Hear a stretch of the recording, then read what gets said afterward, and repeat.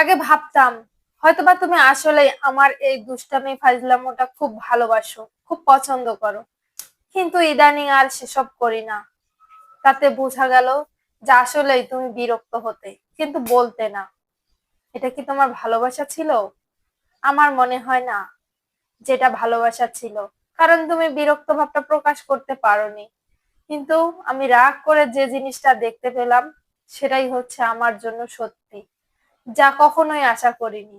ভেবেছিলাম হয়তোবা তুমি খুশি হও, কিন্তু না, এখন দেখি আসলেই আমি বিরক্ত করলেই তুমি বিরক্তি বোধ করতে, যেটাকে আমি ভালোবাসা বলে ভেবে নিতাম। দুঃখের বিষয়, মিথ্যা ভালোবাসা নিয়ে এতদিন করেছিলাম।